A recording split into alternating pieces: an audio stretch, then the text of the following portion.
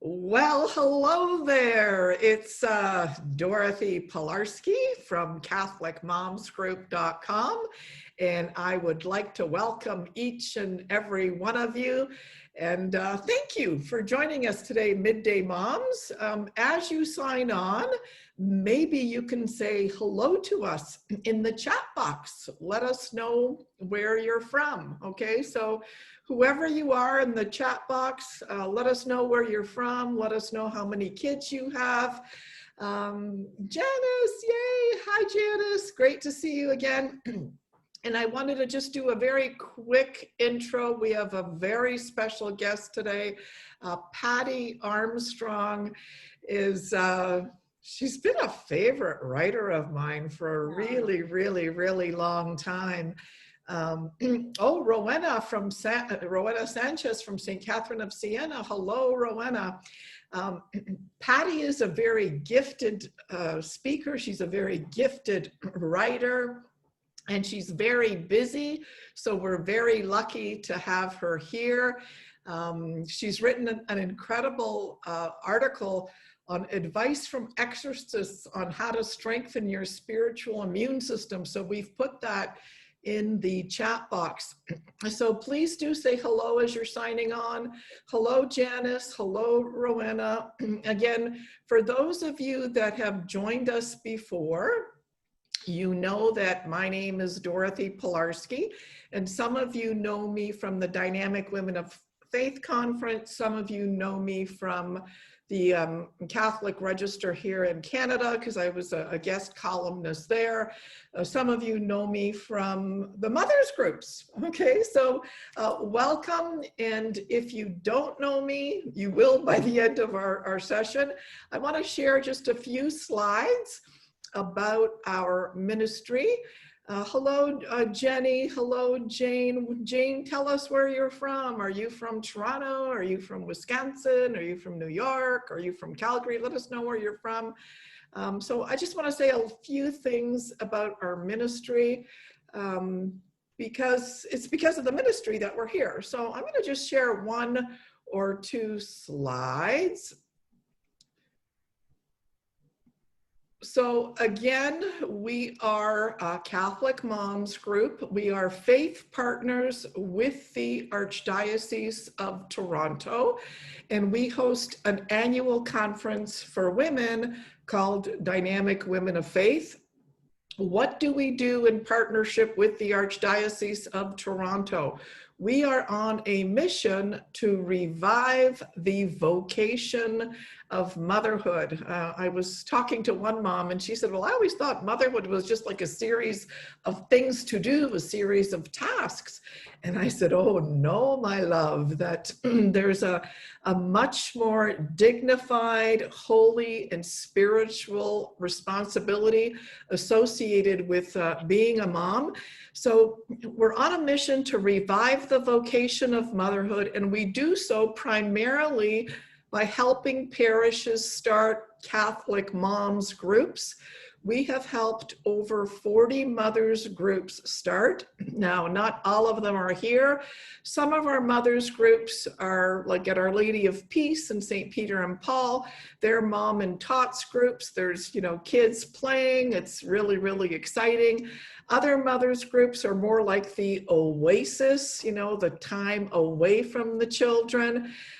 We are very passionate about Catholic mothers groups using Catholic materials. It drives me crazy when I see Catholic moms groups purchasing programs that are not Catholic. Don't do that anymore. Don't do that anymore. Okay, so we have created a variety of materials. We have a publication, How to Start a Mother's Group. We have a 52-week study guide that can be used by individuals or mothers groups. We have a full-on Catholic Mothers Group starter kit. In that kit, you will have everything that you need to start, launch, and promote a mother's group with Catholic curriculum for well over a year. We have hosted a number of Catholic Mothers Summits. You might notice in the right-hand corner there that Sister Barige McKenna spoke at our Catholic Mothers Summit. Recently, Carissa Douglas spoke at our Catholic Mothers Summit, and we host the Catholic Mothers Summit once a year. And so these sessions, Midday Moms, really, you know, COVID forced us into this corner. COVID forced us into having virtual mothers groups. So why do we host these virtual mothers groups? We host them for just 3 different reasons. We want moms to know that you are not alone, okay? The ministry is here for you. And many of our mothers groups are hosting small Zoom meetings where we pray the rosary.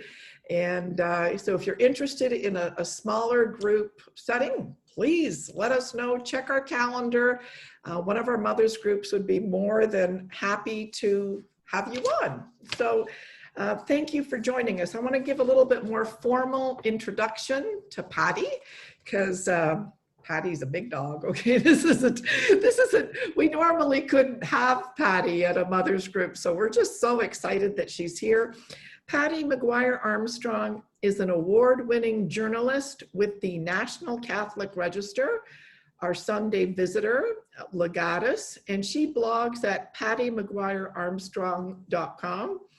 In 2019, she received first place, ladies, first place for blogging from the National Catholic Press Association for her work at the Register. Patti was the managing editor and co-author of Ascension Press's best-selling Amazing Grace series. Her latest book is Holy Hacks: Everyday Ways to Live Your Faith and Get to Heaven. She was also the managing editor and co-author of the best-selling Amazing Grace series. I'm repeating myself, I'm getting old, ladies. She has appeared on EWTN TV, Catholic TV, Fox and Friends, and numerous radio programs across the country. Patti studied a year of journalism at the University of Detroit. She has a BA in social work and an MA in public administration, and she's worked in both of these fields. She and her husband met in the Peace Corps in the Marshall Islands, Micronesia. They now live in North Dakota, where they raised 10 children and homeschooled for 19 years. Let's give Patti a nice, warm welcome. Yay! Thank you. We're so excited to have you here, Patti. It's such a privilege to have you here. Now, Patti, you used to write for Women's World. You used to write for the National Enquirer. And bada boom, bada bing, you are now a Catholic writer. Can you tell us a little bit about that, just about that journey? Sure. I started out in journalism. I loaded up in journalism classes in my freshman year in college, transferred to Michigan State University, and I graduated in social work, went in the Peace Corps, and then later got my master's in public administration. But I started writing books when I remember in second grade, writing Granny and Grandpa books, making little covers and stapling construction paper, with notebook paper in between, and just always liked writing. And I don't know what happened to me. I think I was just overwhelmed. Michigan State had 60,000 students. I had to waitress to support myself and pay my bills. And I felt like, well, I needed to write, I needed to work, I needed to go to school. And social work was near and dear to my heart too. So that's what I did. I thought I'm gonna switch majors and I don't have to worry about being so competitive and having to write on the side. But it was still always in my heart, and it came back to it. And I wrote more and more until when I stayed home, I started writing for magazines and newspapers. And I was not a very good Catholic, but I didn't know that. When I do not identify as somebody who had been a cafeteria Catholic, because I didn't know what that was. I didn't know. What is a cafeteria Catholic? There might be some people here that have never heard that term. What is a cafeteria Catholic? It's a common term for Catholics that pick and choose what they decide they want. They go through the buffet line and they say, oh, I like this, don't like that. And the reality is it's all or nothing. You don't get to pick and choose. Yeah, you know, there are times when we have to decide and our conscience comes to bear. But there are some teachings that we have to follow that you don't get to choose. And I didn't even really understand all those teachings. I didn't understand. And I think that's where a lot of people are, especially those that leave the faith. They never understood the faith to begin with. So my husband and I grew more serious about our faith. We learned in my 30s, I learned to say the rosary, and we started praying it. And it was just a gradual, I always say you don't go from point A to point Z in one step. So therefore, you might see people on the journey and think, oh, really? They think you can, you know, like pray for them if it's appropriate. Maybe you could have a word and instruct them and shed some light on the situation. But it takes a while to really wrap your mind around what the Catholic Church is about and what it teaches. In the meantime, I was writing for Country America, National Enquirer, like, oh, that pays well, I'll do that. So I was a freelancer. But as I grew deeper in my faith, I started feeling that the National Enquirer conflicted with my reasons for wanting to be a social worker. One story in particular that I won't get into, I thought, wait a minute. And somebody was concerned about somebody that I interviewed him about, and he called me back and said, you know, I don't think I want to do this. And I told the editor, and the editor just laughed it off, like, who cares? And I thought, wait a minute. You know, even when I wasn't serious about my faith, I felt integrity was important. When I wrote for the National Enquirer, I didn't use my real name because I didn't want to be associated personally. I thought, I don't want the rest of my reputation to be tarnished by this. And I started thinking, wait a minute, I'm not going to sell my soul to it. I thought, I really felt like God saying you shouldn't be writing for this newspaper, but we really needed the money. We've always needed the money, Well, but made choices. With 10 children, like you adopted some, like you had some of your own children. You From adopted. Kenya, they were AIDS orphans. The two that were AIDS orphans, one is a doctor now, and one completed the Marines and he's working on his master's in business while he works for the federal government. So they've done well. Wow. So you adopted a child who is now a doctor, now a medical doctor. Oh my goodness. And they were AIDS orphans. They had no money. They were suffering from malnutrition. So it's a pretty dramatic story. Dorothy, I could talk to you all day, because when you start following God, he takes you some unexpected places that you would never have gone on your own, but life becomes an adventure. And one of those places I never thought I would ever go was into the Catholic writing world, because I thought that would be very boring. But it came to me that, wait a minute, the National Enquirer doesn't care about people. I would say to anybody listening to this, I don't think you should not even read that newspaper, because they exist. They have some nice, cute, interesting stories. Everything isn't about movie stars and famous people, but a lot of it is, and they exist to get your attention because of scandal and to say bad things about people. And there is a part of us that finds that interesting. Even if it's somebody that we liked and they're famous and we find out something awful happened, oh, their husband had an affair, or, oh, look, they're a drug addict. There's something about it that's attracting us to that. And I say, whatever that is not good. Don't read it. Don't pay attention to it. Don't fuel. Well, I really enjoyed one of your blog posts. I think, in fact, because we have the Catholic Moms Group website and we have the Dynamic Women of Faith website, and I know that you wrote a brilliant, brilliant piece, which is on the Dynamic Women of Faith website, on gossip, because actually that, when you're saying yes to the National Enquirer and you're saying yes to, some of these publications that are sharing gossip, you're basically participating in a form of sin, right? A form of killing, actually, because you're killing someone's reputation. Actually, Dorothy, Mhm. In the book that you mentioned, Holy Hacks, Everyday Ways to Live Your Faith and Get to Heaven, I have an entire chapter on gossip. And I'm giving a talk at the Catholic Moms Summit in November Uh-huh. on how to break the gossip habit, because it's no small thing. Do you know, and I told you when we visited earlier that I interview exorcists from time to time. And one of the world's most leading exorcists has said gossip, if he's trying to exorcise somebody and try to help deliver them from evil, and if you are gossiping or you're unforgiving of somebody, those two things, he can't help you, because you just you gave hospitality to the devil. And when you think about, I know we're talking about writing today, but if I could just say, because this is No, this is what Okay. happens at Mom's Group, man. We start here, we go there. We We're moms, right? No, this is great. Go on. Yeah. Sometimes we're running after a 2-year-old, and then it doesn't matter. We'll find something to talk about, right? We'll just pick up yeah. off.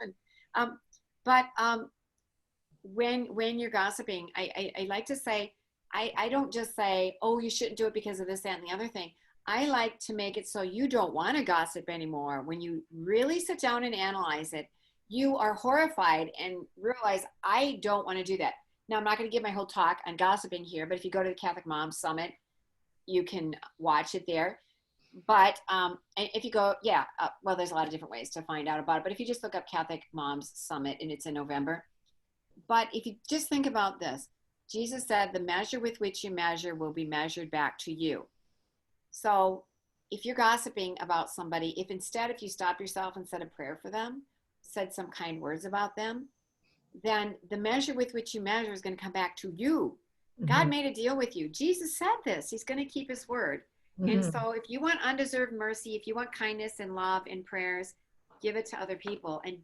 But if you gossip, Jesus also said, whatever you do to the least of my brethren, that you do unto me. You're going to strike him first. Yeah, so no, that's my little mini talk on not okay. So where were we? No. So your conscience got you out of writing for the National Enquirer. You homeschool. You have homeschooled. You've had 10 kids. You're an incredible writer. Do you like to read as much as you like to write? If you want to be a good writer, you need to be a good reader. Okay. And I tell people, and I've given writing workshops, your first step is to read, because something happens when you read. There's a lot of good things that happen, including brain development. But one of those things is you absorb good writing. And when you sit down to write, it comes out. There's like a magic formula. It's a divine formula, we'll say that you absorb it. And so the better, and a lot of times I'll just be reading some good writing and it inspires me and spurs me on. And the best way to be a good writer is to read a lot. Now, I know that when we were preparing for this session, I have to tell everybody of a little bit of a coincidence, because whenever I invite someone to join us today, I always like finding something that person is passionate about, because I figure if they're passionate about it, they're going to share that passion with you. And then if you feel the passion, that'll probably mean some kind of change in your life. So, I kind of asked Patti, I said, what are you passionate about? And she said, well, what I'm passionate about is, just some of the stuff that, moms are reading, maybe they shouldn't be reading. And, some of the stuff that they could be reading, they're not reading. And so that's how we kind of came up with today's topic on, what moms read. And I have to tell you, I don't know if any of you have ever had kind of like one of your days where you're kind of feeling a little down in the dumps. Well, yesterday I was feeling a little bit down in the dumps, and I'm like, Dorothy, you can't feel down in the dumps. You've got Midday Moms tomorrow. You got to be pumped up. So this morning, I went to 8:00 Mass at St. Clement's. And then I'm like, okay, I'm going to go pray a holy hour. I'm going to pray for the women that are attending. I want to pray for Patti. And what do they tell me at Mass? At Mass, they tell me that today is the feast of St. Teresa of Avila. Well, I love St. Teresa of Avila. And so I thought, I'm going to share a couple of tips about St. Teresa of Avila. She's actually in, right here, The Life of St. Teresa of Avila by herself, one of my all-time favorite books. And I found out today that St. Teresa of Avila, she loved to read, and she considered a day that went by without reading a book was a day wasted. And apparently too, she had a group of women that exchanged books. So I was so thankful, and I wanted to give a shout out to St. Teresa of Avila, a doctor of the church, for helping us coordinate this talk and this topic, and for, you know, bringing Patti here. So why is this kind of like a hot button or an area of passion for you, Patti? Like, what moms read? Tell me your kind of your views and your convictions.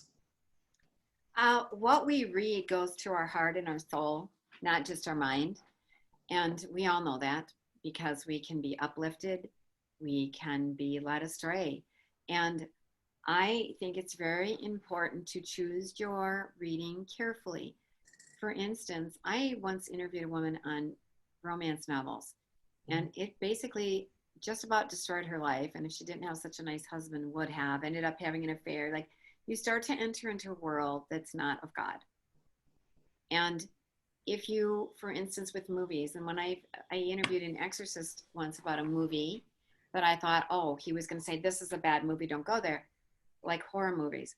And they said they're not necessarily bad, because good is good and evil is evil. And it's a fight against good over evil. And a lot of times if people are freaked out or scared, they're going to move closer to good, closer to God. But some of these other movies where people fall in love, forbidden love, and maybe they're both married to somebody else, you find yourself rooting for adultery, and bad is portrayed as good. And I would say the same with books. So if you're getting into novels that are fiction, I would stay away from romance novels. And also, when I have a doctor's appointment, I'll go early so I can read the magazines, because I like to read magazines. But I don't ever subscribe, and I kind of stay away, because as I've grown more serious about my faith, I realize that what's being offered in the world of magazines often leads you astray. As a matter of fact, I have a pile of books here that I wanted to refer to. I love this author, Sue Ellen Browder, and she wrote this book on sex and the Catholic feminist, and she used to write for Cosmopolitan magazine. And she has another book that talks about derailing feminism. Mm-hmm. Derailing the women's movement. So I'm just going to periodically show a book. And so, are you going to take a picture? No, because I, for a while in my early 20s, was reading Cosmopolitan, and I did too. And I ended up having quite a few fights with my Polish religious mother, you know, like, and now every time I see a Cosmopolitan magazine, literally in the grocery store, I take it and I flip it around, and then I go to the manager and I complain about it. So anyway, you hit a hot button there with me. But they lied a lot. A lot of the stories were made up, and everybody knew that. It was, they were supposed to create this idea of the Cosmo girl. And she was having a wonderful life. Contraception was always promoted, especially in their stories or their interviews. And it was like, women can do anything they want. They don't need marriage, but sex was a big part of it. And so there were a lot of lies. And in the end, you know, she says a lot of the women of those generations didn't get married, or they didn't have children, and they're so lonely now. And she knows a lot of them, but you see, the people that read that were being led into a world of fantasy. And I can say, even Home Beautiful magazines, I'm not condemning everything. I'm saying you have to be aware, if you have a steady diet of this, it's fine to want a beautiful home and to want to create a beautiful atmosphere and have delicious meals, but within moderation, and be careful, because you need to have a good spiritual diet that's going to draw you in. Because I know that I can, I've been on trips, or we had family reunions, and I'm visiting with everybody, and it's so much fun. My prayer life slips a little bit. I'm not reading the Bible. I'm not making it to daily mass because it's not available. And within one day, I'm already slipping. Yeah, But you mentioned that the story opposite about is the true. magazine too, that when you'd be at the doctor's office, you know, you're holy one minute, then you go to the doctor's office and you're reading magazines, and that was a fascinating story too. I'm reading about celebrities and all this other stuff and, you know, beauty tips, and all of a sudden I'm in this whole other world. And you can slip so easily, but you can go back so easily too. You can go deeper into your faith and into a relationship with God with a good book. I got some good books here, Dorothy. Is now the Yeah, time? okay, sorry, yeah. Okay. Is it okay if I just Yeah, make some no, please, that's why recommendations? we're here. Yeah, I know. Okay. Now, I did bring 3 of my books, but I'm passionate about what I'm writing about. I don't write about anything I'm not passionate about. And I've got other books, but these are the ones I thought would be especially of interest to women. And I pray for everybody. I don't just write the books, I pray for everybody who has them, because this is a work of the Holy Spirit. There's no reason to do anything unless we all grow closer to God. What I'm doing, what I'm hoping other people do. Right, Dorothy? You're not doing this for yourself. So you have No, these bad days and you have to go, wait a minute, now why am I doing this? And you go to adoration and you remember why you're doing this. So, that's exactly right. Thank you. Oh, I love that book. I love it. I love that book. It's a fantastic book. I encourage some pretty everyone to get it. dramatic stories. And the reason we wrote it, Teresa Thomas and I, my co-author, we were asked to write this book. It wasn't our idea. It's Scepter Publishing. The publisher wanted us to create a book where people who maybe came from different kind of families could see what does Family looks like. big-heartedness look like in a family. Now, there's a whole Amazing Grace series. Dorothy mentioned, I know you have Amazing Grace for those who suffer. That was the first one. The last one was Amazing Grace for survivors. This one, I wish they'd give a money back guarantee on this, because there's no possible way you're not going to be in awe. I go through half these stories, and sometimes I'm walking on cloud 9 in just amazement at some of the stories. And since you're a mother, these are all stories to draw you deeper into your motherhood. I don't get anything off of this book. I was hired to do this for somebody who's become a very good friend, Dazzled, Jess Echeverry. She's over at Momalytics. Dorothy, you've got to have her on your show. Okay. She experienced about every single cultural ill there is. She was homeless as for a teenager. She lived on the streets for years. Uh-huh. She had abortion, had to give up a child that she couldn't raise, was abused in a number of different ways. She came around in a big, big way. Can you? I can see it now. Yeah. Uh-huh. Dazzled, and there's a quote that goes with it from St. Augustine, basically talking about seeing the glory of God and being dazzled.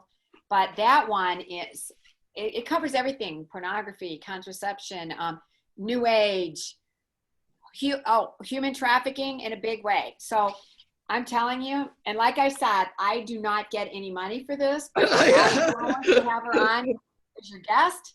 I want you to get that book, because Okay. here's one of my favorites. Imitation of Christ. I It's love too my Daily Bread. Isn't My Daily Bread a beautiful read? Yes, there are some classics that the saints read, and Imitation of Christ is one of them. A lot of the saints own 2 books, Imitation of Christ and the Bible. Glimmers of Grace. This is a new book, and it's written by Faith Hakesley. She was abused by a priest. She's one of the victims that met with Pope Benedict when he visited here, Pope Benedict XVI. And it really talks about healing. She's just such a beautiful, gentle soul. And it's a beautiful, beautiful book. If you know anybody who's been victimized in any ways, I would definitely recommend that. Now here's one. I've interviewed a lot of exorcists, and I've interviewed the author of this book. He's actually a psychiatrist. Oh, wow. Some people are interested. Some people are like, no, thank you. But we know that if an exorcist shows up to give a talk, or you're talking about the devil, you will get way more people in your audience. As a matter of fact, I have an article trending on the National Catholic Register. It's the #1 article right now.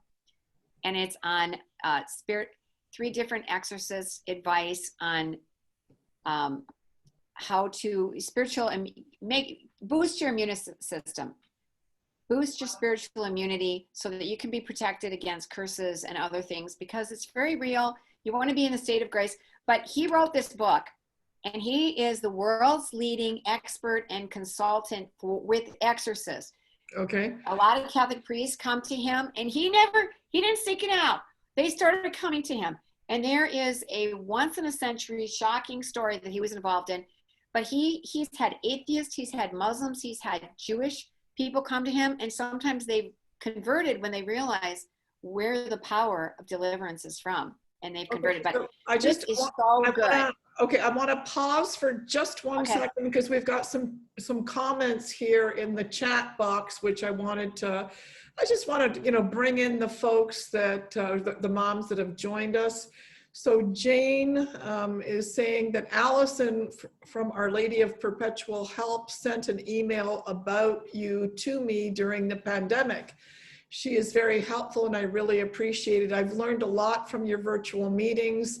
I'm a single mom with 2 boys. The time I have spent with you and your guests is a treasure for me. Welcome, Jane. I'm so glad that you joined us. And Allison is the pastoral assistant at Our Lady of Perpetual Help, and she runs the mothers group there with Jane as well. So really glad that you're here. Claude, I love seeing that you're back. You've been a faithful visitor. We love our faithful visitors. And then we've got Katka from Mount Forest, St. Mary of Purification. Welcome, Katka. Judith Mazzona, I really wanted to make sure that we mentioned this. She says, thank you for exposing the lie that I don't have time for personal reading. Judith, I have to tell you something. That, and I mentioned it to Patti, that very often a good Catholic book for me sometimes is a better friend than a friend, right? And I know that if I'm feeling, a little bit spiritually dry or I'm down in the dumps, I know if I pick up, if I pick up Sister Faustina's diary, to me, it's like food. I just cannot imagine, some women, okay, they're feeling upset. They might have a fight, or they might have a glass of wine, or they might end up doing yoga, or they might end up gossiping. I love turning to these spiritual books. And so if you don't have the habit of spiritual reading, I beg you to just take that, pick a book and start it, and you'll see. One thing that I learned is that I love books that have actually been written by saints too, right? Because I figure if they're in heaven and I can read their words, then that's something good. So just a couple of questions here. Okay, 3 messages. Oh, who is the writer for Dazzled? Someone is asking. Who's the writer? Jess and I worked on it together. Okay. We worked on it for 2 years, Jess Echeverry. Okay. But I worked on it with her, Patti Maguire Armstrong. So I would interview her, I would write it, I'd send it back to her, she would add her writing. So we worked on it together. And this is she lived a life that just will blow your mind. And it's so beautiful. When she contacted me to help her write this book, I was not interested. I don't have time. Helping somebody write a book is a huge undertaking. It's a commitment. But because of the power of healing and forgiveness, the message of forgiveness here that's so beautiful, that was not easy, but that, and like I said, the article I wrote on exorcists cannot help people when they are holding on to grudges, that healing needs forgiveness, and forgiveness is a challenge. But through the grace of God, we don't even have to feel it, but we just have to want it. Like, okay, God, I know I'm supposed to do this. I sure don't want to, but I want to do what you want me to do. And you just send up your prayers. You don't have to do the work. Let God do the work, but you have to be faithful and obedient. But this is, Dorothy, you're gonna have her on, right? Please. Will not disappoint you. She's amazing. Okay, so someone is asking here if if in the chat we can list all of the books that you've been recommending. Teresa, that's a great idea. If we don't manage to get it done, what I will do is I'll follow up with Patti and maybe get her to send me all the titles, because Okay. you know, we'll I will see. do that. We definitely want to get those titles to you for sure. And let's just figure out how we're going to get it done. Okay. But thank you for all of that. So yes, I will do that. And then I have a few more, and I'll just put those, I'll send them in an email to you. And I don't know if you want to send yeah, it out. I'll send them to the people that, you know, signed up for today. It might take me a couple of days. So I guess, so in a sense, Patti, you are passionate about what women read, is because if you know that if moms are reading the wrong things, it's going to basically lead them down the wrong path. Is that correct? In a big way, in a big way. And I experience it. Like I said, I'm all in with the Catholic faith. I learned to pray the rosary in my 30s. I prayed every day. My husband and I prayed every day. Now, if he says you just prayed one rosary, you know, like if you know the people we were before, that's we go to mass, we go to adoration. So That's a huge. But I know how quickly you can slip. And I also know the opposite. I know how quickly you can just go deep into your faith by what you're reading. For instance, Divine Mercy, the journal, the diary of Saint Faustina. Faustina, yeah. You mentioned that because it looks like a big intimidating book because it's so thick. I read it once and I know I need to read it again, and I read little bits and pieces here and there. I come across it, but that's a book I highly recommend too, because you're spending time with Jesus when you read that book. Yeah, and I've got a few here, but I'm not going to start. But I love the privilege too. The privilege of being a woman is one of by Alice von Hildebrand is just a remarkable book.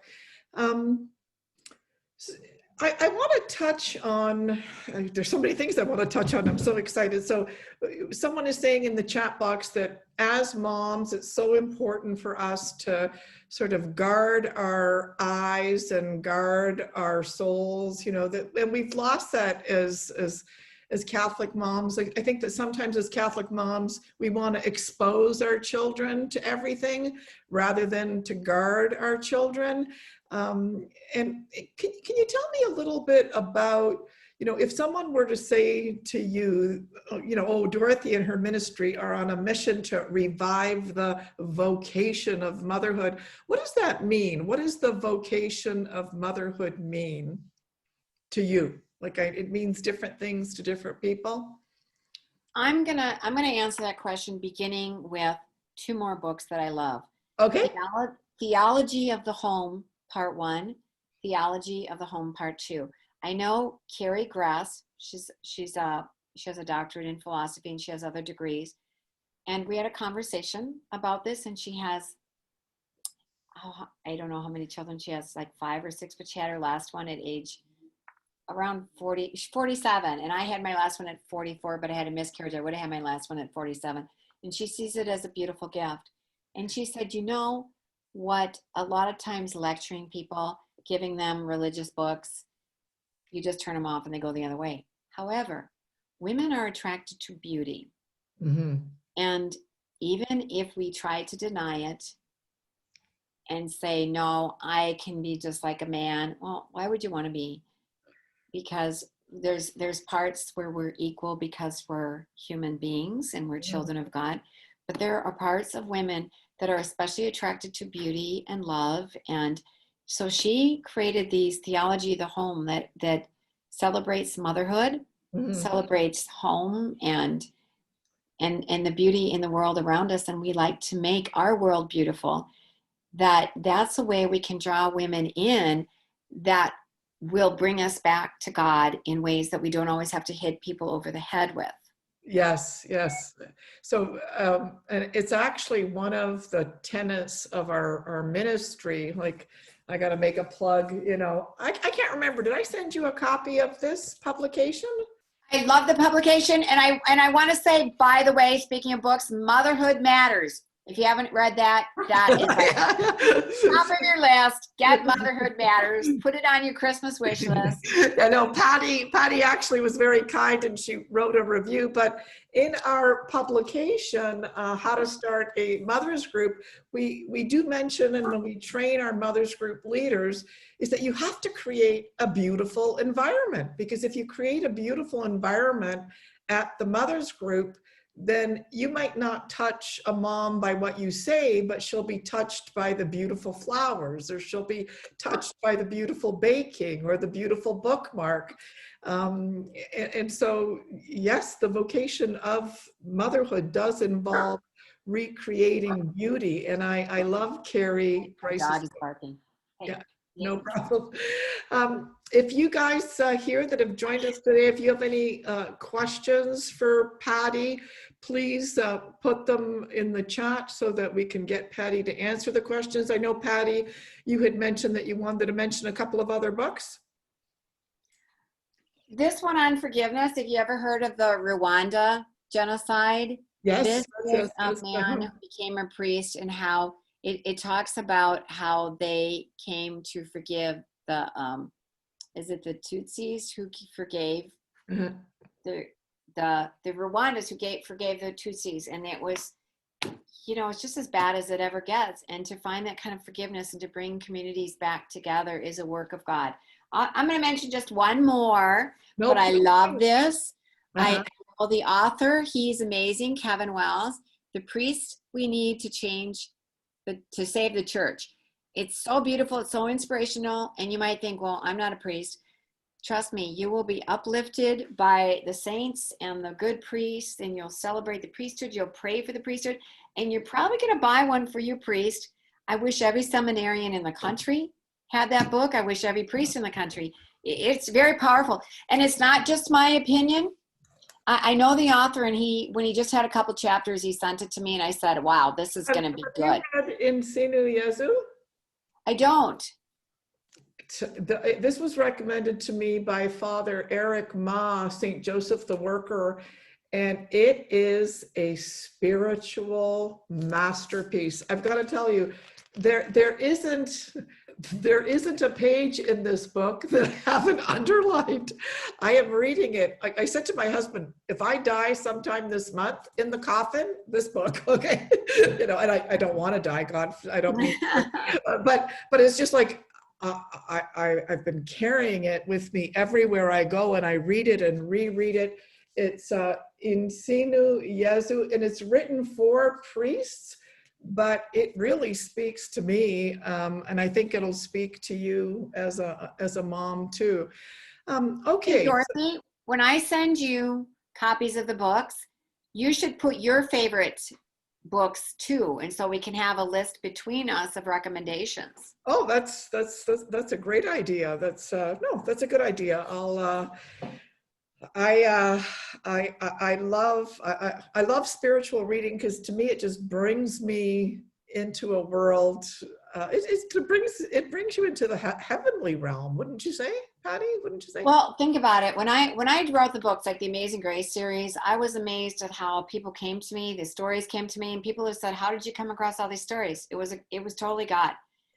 But if you think about God being involved and the Holy Spirit being involved in these spiritual writings, that's why they're so powerful, is because it's the Holy Spirit. And so you're entering into a deeper world spiritually through these books that God inspired the writer. Now you're being inspired through their work. And very oftentimes, I know a lot of authors, I'm not the only one, that prays for the people that have their books every day. So it's like, compare that with just picking up a tablet. Yeah. And before sort of entering into the Catholic world as fully and publicly as I am now, I used to deliver corporate seminars across Canada, the United States, and delivered seminars Australia and New Zealand. And at one point, a woman, at this point I was the director of training and development for Tupperware, and she said, "Oh, you're a Christian, I'm Christian." And she goes, "Oh, I didn't know Catholics were Christian." I said, yes, we're Christian." And I don't know, I had mentioned something about the fact that, that I was, what sign I was. And she goes, "You don't read that stuff, do you?" And I was like, "Yeah." And she's like, you should not be reading, horoscopes." She says, "If I were to go into your house tomorrow, I would do a cleanse, and I would cleanse your house of any materials, that are not rooted in Christianity." And it kind of freaked me out because it took a woman in a corporate setting of a different denomination to say, "Dorothy Pilarski, you have to do some housekeeping of books." For a while I was reading Napoleon Hill's, Think and Grow Rich, and like all of these different, self-help books and prosperity books. And then you find out that Napoleon Hill was actually consulting with the dead when he wrote that. And I'm like thinking, I've got this in my house, And so any of you here, if you're reading or dabbling in any new age books, it's extremely important that you get those books out of your house.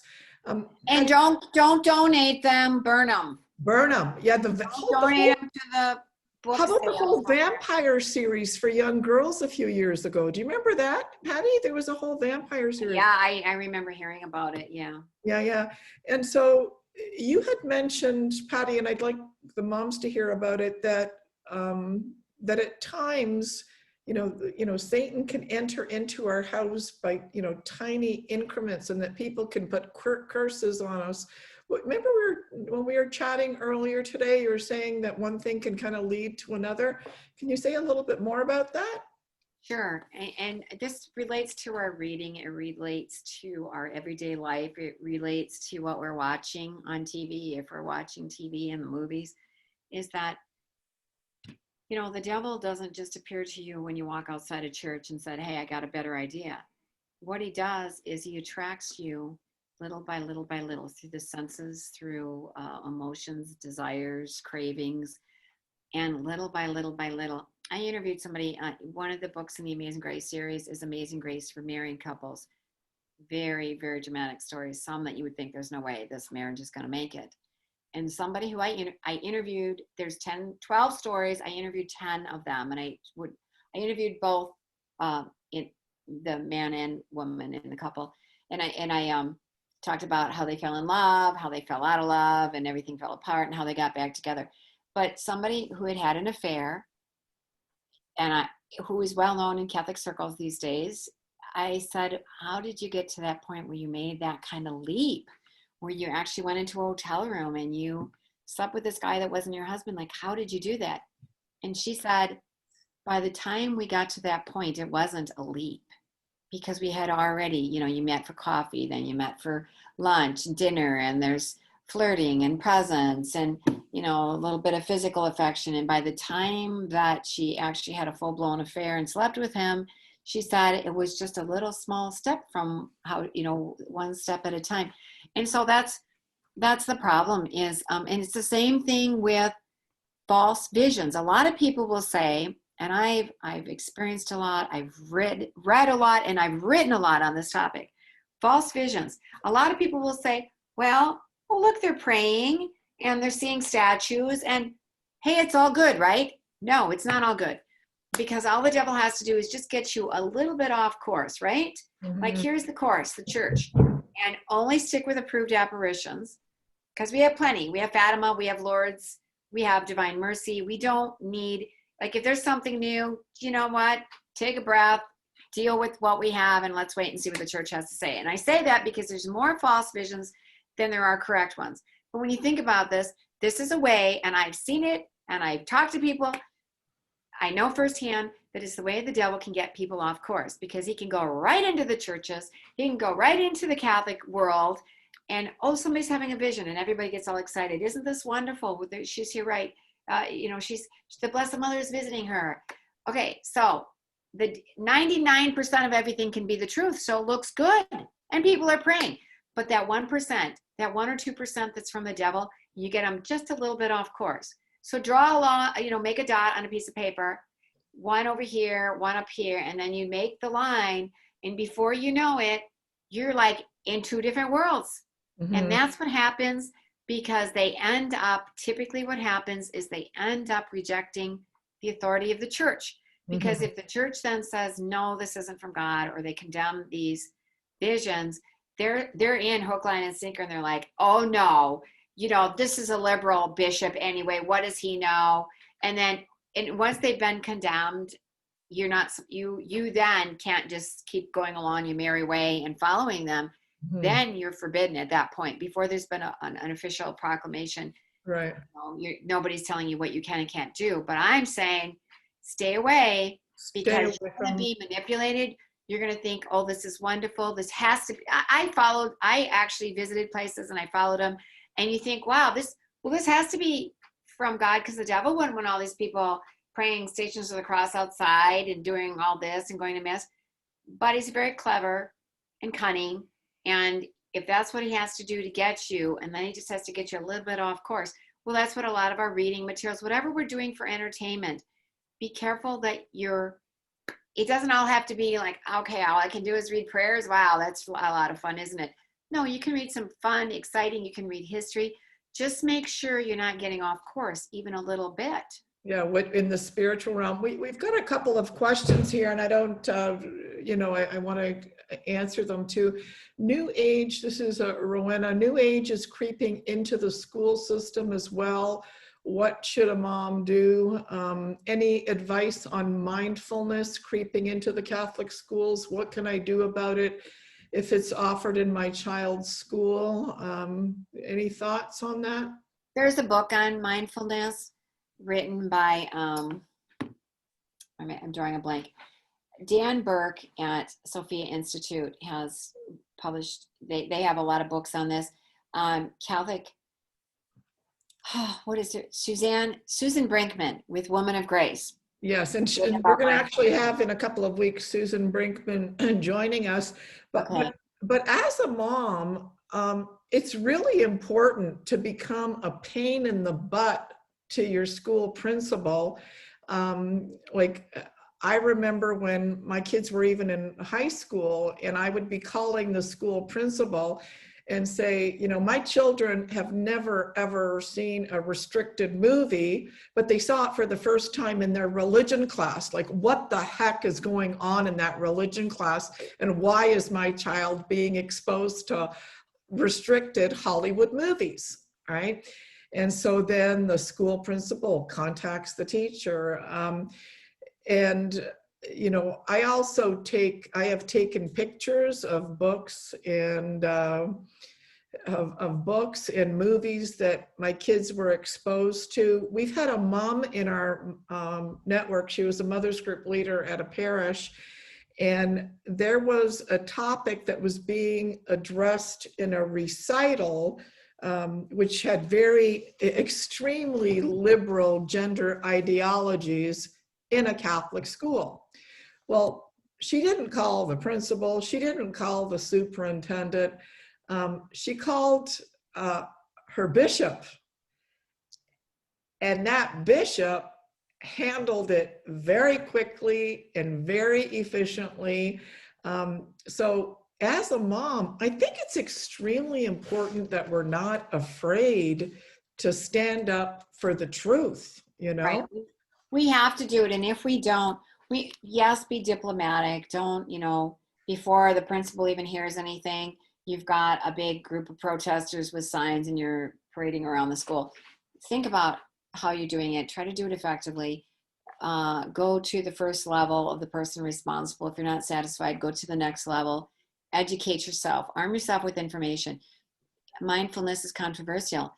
Yoga is controversial. And I would say, just based on that alone, why don't you use something that's not controversial? So then you don't have to stir all this up. Do yourself a favor, but know why it's controversial. Know what the reasons are that they shouldn't be using it. And I would like to address anybody who says, you know what, they're not going to listen to me. Because a lot of times, whether it's politics, whether it's religion, whether it's a family member, people will say they're not going to listen to me anyway. That is not an excuse. That is not a reason, because it doesn't matter. First of all, it's between you and God, and you have to care for that soul. You don't have to be liked by that soul. I mean, it's nice if you are. That's the goal. You don't want to make everybody repelled by you. However, you also need to care for their salvation. And so even if I don't have time to tell the story, but I wrote a letter to a priest once who later was laicized, who was doing really had infractions against the Eucharist. Well, I never knew my letter made any difference at all. I found out, I talked to somebody at a party 15 years later, and the priest had shown him that letter. He was letting him give out just communion, and he wasn't even a Catholic. And he said, hey, I need to be more careful. He showed him my letter. He was Catholic. I said, why are you Catholic when the rest of your family isn't? Like his relatives, his siblings. And he looked at his wife and said, should I tell her? So don't feel like nobody's listening. God is listening. You're going to pray for that person. Don't just think this is all you. You need to pray about what you're going to say or write. I recommend writing so that people can't misunderstand or misconstrue what you said. Because a lot of times in fun conversations, people are only half listening and they might not even be hearing you, and they can brush it aside. When you put it in writing, it's a little more official. But don't ever say they're not going to listen. You don't know what they're going to do. And even if they don't listen, that doesn't mean you don't have to do the right thing. Yeah, then you have a clear conscience, right? Because you did the right thing. And that's what your part is. Your part is to do the right part on your side, and then they're left with the consequences, right? And you provide them with correct information. I talked to a nun once who went out on the streets from her convent in New Jersey. Her name was Sister Faustine. And I said, aren't you ever frustrated? I mean, you talk to these gang members, and where do you begin? And how do you convince them? She says, no, never. I said, really? She says, my job is to say, it's God's job to do. All I have to do is say. And that's what our job is. We don't remember that. Don't get frustrated. It isn't our job to convince them. Our job is just to speak the truth in kindness and love, gently, but to speak the truth. And if you're going to have to answer to God. And you know, there's a scripture verse that if you're ashamed of me before man on earth, and I don't have it exactly, but you know, then I'll be ashamed of you in front of my Father in heaven, or you know. So let's not be ashamed of our faith. Yeah, and let's not be ashamed on the home front as well, because sometimes it might mean having a lively conversation with our husbands as well, right? And right. But pray. Whenever you start fighting, it's not going well. The devil wants you to fight. Just stop. If it turns into an argument, stop and pray and tread carefully. You want to get your message across. But once you've done that, if it's not going anywhere, just you did your job. Now pray about it. Yeah, no. And, you know, I often say that every once in a while, you need to have a fight to define what the lines are, right? Because like my mother used to always say, you know, she goes, because she was, you know, I was born in Poland. She was born in Poland. She's a survivor of World War II. As a 13-year-old, she was pulled out of the rubble by Marian priests. And she, you know, she says, in this country, there's too much honey. She goes like, I'll never forget the day once she was like mad at my dad, and she took a slipper and threw it across the thing, and it ended up breaking the window in our dining room. But the whole family ended up, you know, cracking up, laughing, and we couldn't, you know, like mom was trying to make a point and she breaks a window. But, you know, I always said my mom didn't need the feminist movement because she had the Holy Spirit, and she wasn't afraid of, you know, confronting my dad when he said something stupid. Or, you know, there were more than once she said to me when I was going through my phase, like, get behind me, Satan, just shut up, Dorothy, like, get out, you know. She wasn't afraid of declaring the truth. And, you know, if there's too much honey in our homes and not enough truth, we're not going to save souls. And in the end, you know, okay, I know that you've got to go. It's 1 minute to 3. So someone is asking, why is I'm actually fine, Dorothy. I'm fine because whatever I had to do afterwards, I don't have to do now. But okay, so someone is asking here, why is mindfulness a problem for us? I'm not as well read on it, as you might. It's complicated. That's why you need to look up. You can look up an article on it. Susan Brinkman, mindfulness, and it's going to answer all your questions, because on the surface everything looks good, and everything always does, but it takes a lot of people. What they started realizing, and they looked into it, and Susan is a wonderful researcher and a fantastic writer, is that it was taking people off track into a different kind of spirituality that wasn't Catholic spirituality. So she talks about ways to have this more meditative type of prayer life and focus using Catholic mystics, not the mindfulness. Not mindfulness. And we are going to have Susan Brinkman, not next Thursday, but the Thursday after, Susan Brinkman. So Roseanne, maybe you could join us. I know you're from Our Lady of Peace, so maybe join us, you can join us next week and the week after, but not next week, but the week after. Susan Brinkman, who is a researcher in this area, is going to join us. Now, Judith, thank you. I love you, Judith. You're so wonderful when you come to our meetings. You help us so much. So Judith Mazzona puts up Matthew 10:32-33. Whoever acknowledges me before others, I will also acknowledge before my Father in heaven. But whoever disowns me before others, I will disown them before my Father in heaven. Very, very, very powerful scripture passage. So we've talked about so many different things today. It's just been such a pleasure to have you, Patti. I think you need to have Judith at every one of these. I see she's supplying the background information. She's listening and putting in the notes. So thank you, Judith. God bless you. Yeah, no, we definitely rely on Judith in more ways than one. Whenever it's funny, whenever I go through a rough patch or something, I end up getting some kind of message from her that encourages me. So I would ask each and every one of you here, if you enjoyed today's session, please send us an email, because when I get it, or when Patti gets it, we need gas in our tank too, because sometimes when you're doing this work, you wonder, was anyone listening? Did anyone get anything? So please, I always say it over and over again, we love hearing from you. Patti loves hearing from you. Patti's very active on social media, so look her up, send her a friend request. And Judith Mazzona, I love my virtual Catholic moms group. Anyway, so we've talked about gossip. Remember, gossip is a sin. We want to avoid it at all costs. We also talked about the importance of guarding our minds, guarding our eyes. We also talked about at least 10 or 15 different books. Also be very mindful of what your children are reading, especially when they're very, very young and you still have control. I remember some of the stuff my kids were bringing home from school. I was shocked, like the Goosebumps series, and I can't tell you how many books casually disappeared from the house. Oh yeah, I was a CCD teacher for about 10 years, and my daughters used to help me. I did the preschool level up to 7th grade at different years.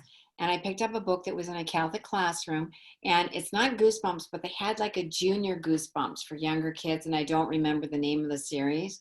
So my girls used to just love to take over the class. And so they were busy doing a craft that day, and I let them take it over. And I picked up this book and I was breezing through it. And oh my goodness, it was so bad. Because in the end, it was about this puppet that was behaving in ways that was really evil. And so this girl ended up giving it to someone else in the end, because it causes all this destruction and trouble. And the puppet winks at her as it drives off, as she gave it to this new owner. And I think, oh my gosh, it doesn't even have a happy ending of good has triumphed. Yes. The evil possessed puppet is winking at her. And I thought, and this is a little kid's book.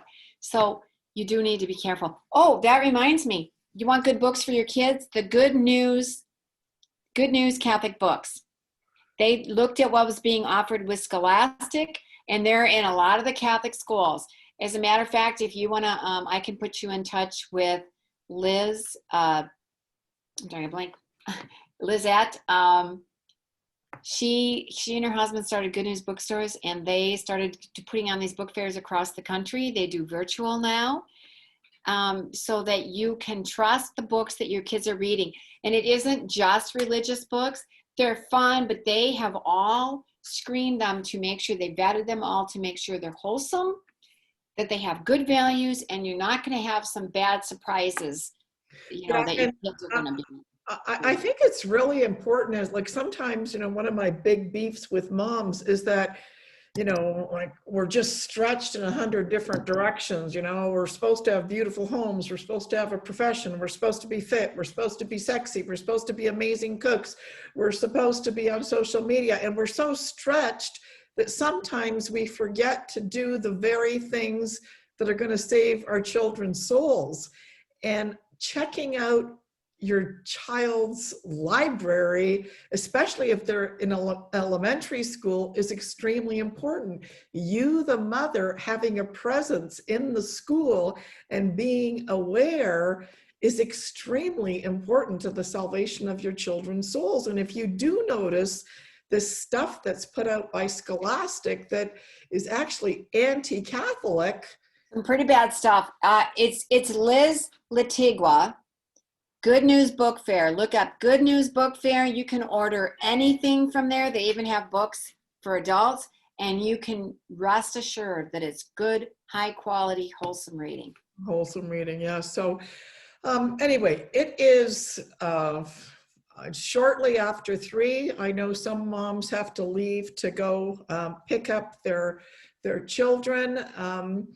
So Patti, do you have any closing thoughts or any tips or anything you'd like to share with the moms before we sign off? Yes, I would say, even if you're busy, make a little time for reading, even if it's just before bed. I'm not saying to neglect your kids and close the door. Well, sometimes we gotta do that. And maybe it's going to take you a long time to get through a single book, but at least have something at your fingertips.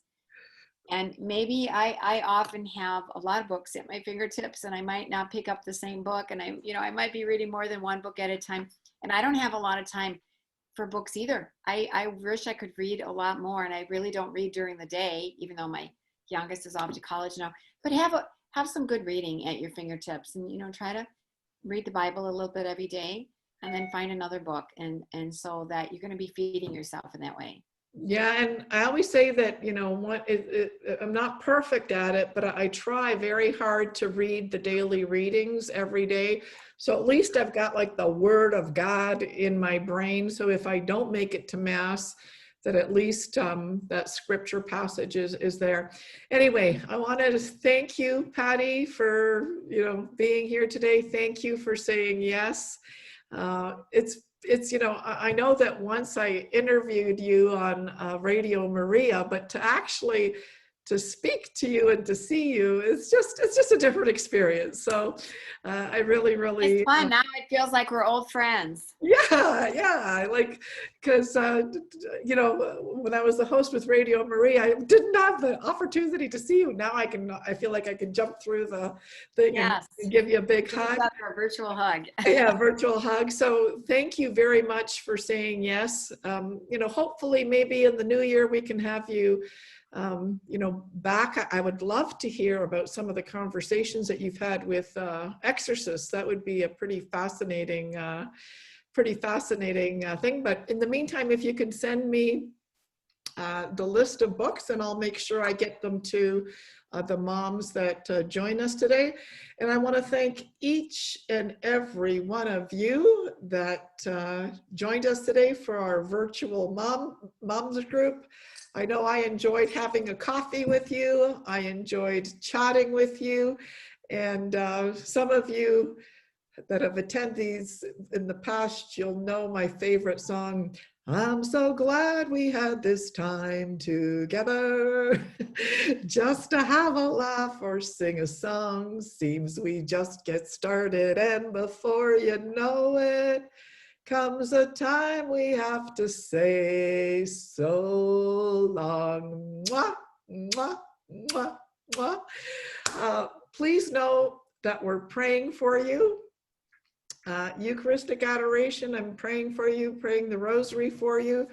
We are looking for more mothers group leaders, because if we start more of these small groups, then you can watch the session with Patti and I with your own small group, and 5 or 6 people can be watching about it and talking about it. And so more work will be done.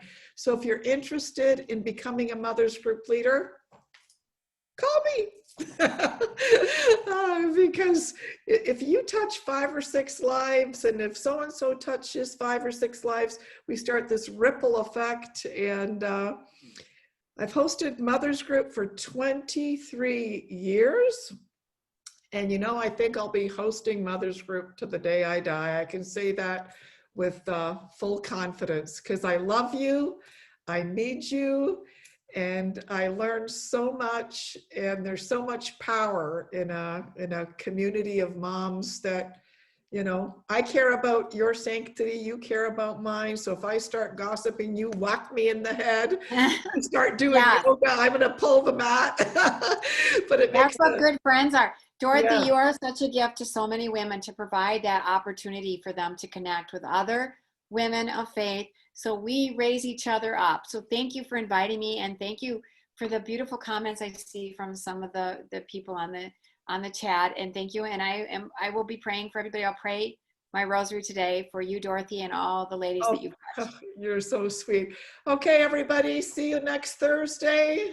Remember to send us emails, and remember, you're not alone. Remember, you're loved, and remember to stand up for Christ and the Catholic Church, and don't be afraid to go to Mass. You need the Eucharist.